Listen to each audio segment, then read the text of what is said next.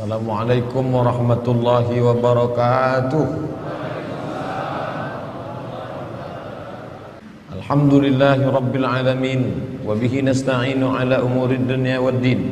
Wassalatu wassalamu ala asyrafil khalqi ajma'in sayyidina wa maulana Muhammadin wa ala alihi wa ashabihi wa man tabi'ahu ila yaumiddin. Subhanaka la ilma lana illa ma 'allamtana innaka antal alimul hakim. Rabbi syrah li sadri wa yassir li amri wa hlul 'uqdatam min lisani yafqahu qawli. Bapak-bapak, ibu-ibu, hadirin hadirat, alim ulama, cerdik pandai, tokoh masyarakat, yang besar tak dihimbau gelar, yang kecil tak dapat disebut nama. Insyaallah kita semua dimuliakan Allah Subhanahu wa taala. Amin ya rabbal alamin.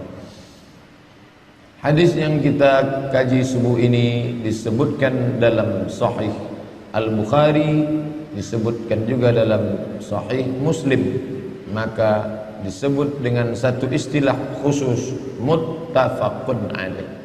Muttafaqun disepakati, alaih atasnya, sepakat Imam Bukhari dan Muslim tentang kesahihan hadis ini. Ada dalam dua kitab. Ada hadis itu sahih tapi hanya di Bukhari saja. Ada hadis itu sahih tapi dalam kitab Muslim saja. Tapi hadis yang kita kaji subuh ini ada dalam kedua kitab. Diriwayatkan satu jalur dari sahabat Nabi bernama Abdullah ibn Umar ibn al-Khattab, yang satu lagi dari Abu Hurairah radhiyallahu anhu. Adapun lafaz yang kita bahas yang diriwayatkan dari Abdullah ibn Umar ibn al-Khattab, tentu Imam Bukhari tidak jumpa dengan Abdullah ibn Umar ibn al-Khattab, karena Imam Bukhari meninggal tahun 256 Hijrah, hampir 2 abad setengah setelah Nabi Muhammad sallallahu alaihi wasallam. Imam Muhammad bin Ismail bin Ibrahim, Muhammad ibnu Ismail ibnu Ibrahim ibnu al-Mughirah ibnu Bardizbah Al-Bukhari meriwayatkan hadis ini dari gurunya bernama Ishaq ibnu Muhammad Al-Farawi. Meriwayatkan hadis ini dari gurunya Malik bin Anas, Imam Maliki, gurunya Imam Syafi'i. Malik bin Anas meriwayatkan hadis ini dari gurunya Nafi' Maula ibn Umar. Nafi' meriwayatkan hadis ini dari gurunya Abdullah ibn Umar ibn al-Khattab radhiyallahu anhuma. Abdullah ibn Umar ibn al-Khattab meriwayatkan langsung dari Nabi Muhammad sallallahu alaihi wasallam. Abdullah ibn Umar dekat dengan Nabi yang pertama karena Nabi itu kawan sahabat baik ayahnya Umar bin Khattab. Yang kedua karena kakaknya kandung Hafsah binti Umar ibn Khattab adalah istri Nabi sallallahu alaihi wasallam. Jangan heran kalau Abdullah bin Umar bebas di rumah Nabi karena mahram, karena hubungan kedekatan, hubungan persahabatan bersama Rasulullah, dan dia termasuk bagian dari keluarga Rasulullah sallallahu alaihi wasallam. Maka Abdullah bin Umar bin Khattab mendengar Nabi bersabda, qala Rasulullah sallallahu alaihi wasallam, Rasulullah bersabda, tuqatiluna al-yahuda, kalian akan berperang dengan orang Yahudi. Seandainya Yahudi itu sekarang tidak ada lagi, maka orang akan berkata, mana ucapan Nabi Muhammad SAW? Berarti tak betul Nabi itu. Kata dia kalian akan berperang dengan Yahudi. Buktinya Yahudi tak ada lagi.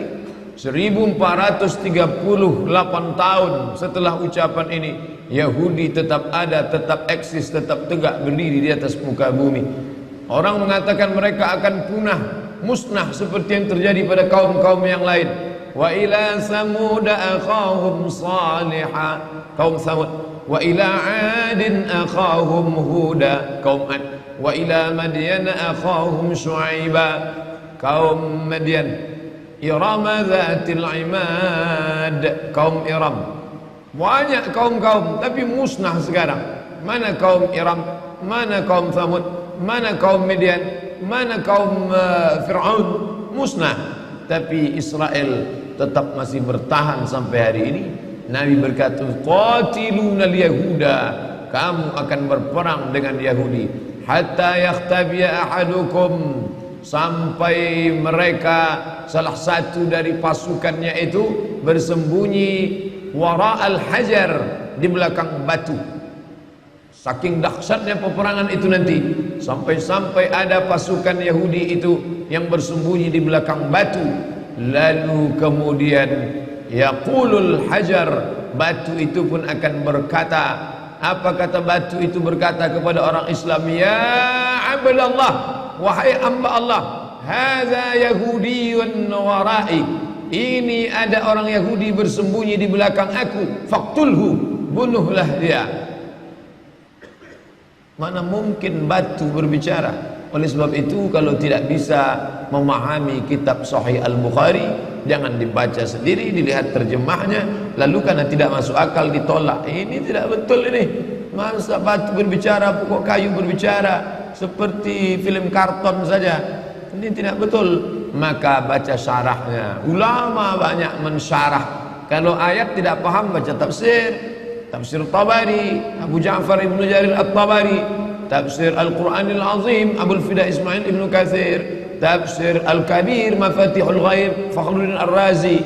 Tapi kalau tidak paham hadis, hadis itu ada dalam Sahih Al-Bukhari, baca kitab syarah yang sudah dijelaskan oleh para ulama. Yang paling masyhur populer Fathul Bari, ditulis oleh Imam Al-Hafiz Ibnu Hajar Al-Asqalani Asy-Syafi'i. Tapi Fathul Bari ada dua, satu Fathul Bari Syafi'i, satu lagi Fathul Bari Hambali yang ditulis oleh Imam Ibnu Rajab Al-Hambali rahimahumullah. Ada satu lagi syarah Sahih Bukhari yang ditulis oleh Imam Al-Qastullani, yaitu Irsyadus Sari. Ada satu lagi ditulis oleh Imam Badruddin Al-Aini. Begitulah keseriusan ulama untuk mensyarah hadis-hadis. Jumlahnya bukan 100, 200, bukan 1000, 2000, 7275 hadis. Belum ada laptop, belum ada internet, belum ada alat tulis canggih seperti sekarang. Mereka menulis dengan peralatan yang sederhana, mengandalkan hafalan, kekuatan, tapi mereka disingkapkan Allah hijab kejahilan karena ketulusan hati dan jauh daripada makan haram dan syubhat. Begitulah para ulama dulu.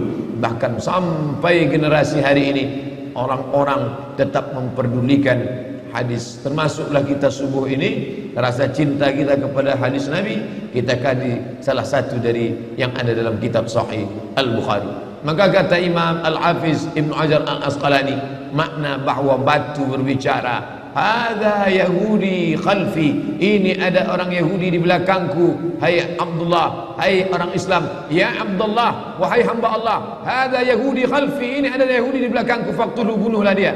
Maka makna ucapan itu artinya tidak ada satupun tempat persembunyian orang Yahudi. Tak ada manfaatnya dia berada di belakang batu, di belakang pokok kayu, karena semuanya akan tersingkap, terbuka. Saat itu semuanya akan binasa.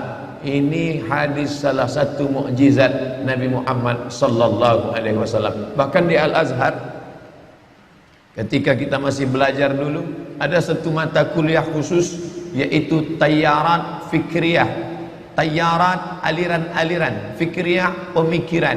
Ada aliran sekuler, ada aliran liberal, ada aliran sosialisme, ada aliran komunis, dan ada satu aliran khusus yang dikaji selama satu semester, yaitu aliran yang disebut dengan Sahyuniyah atau Zionis. Mereka bukan sekedar agama, tapi juga dia adalah politik. An-Nur sudah berperan untuk menolong agama Allah dengan mendatangkan imam-imam dari Palestina. Mereka lah yang bercerita tentang keadaan ini. Kalau mereka yang bercerita, tentu Bapak Ibu lebih percaya, karena hidung mereka lebih mancung, jambangnya lebih tebal, dan mereka asli orang Palestina. Maka mereka datang.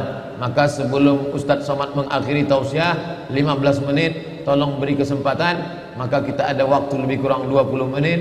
Syekh Abdurrahman yang di sana Abdurrahman Awaji dari Madinah, yang di sini Abdurrahman Syahin akan menjelaskan tentang Palestina ini. Itu yang dapat saya sampaikan subuh ini. Mudah-mudahan ada manfaatnya. Ini sampai penjelasan dari saya. Nanti Syekh Abdurrahman akan menjelaskan tentang Palestina. lalu kemudian kita salat sunat isyraq, setelah itu tetap normal seperti biasa, kita akan tanya jawab. Terima kasih, mohon maaf segala kesilapan. Wassalamualaikum warahmatullahi wabarakatuh.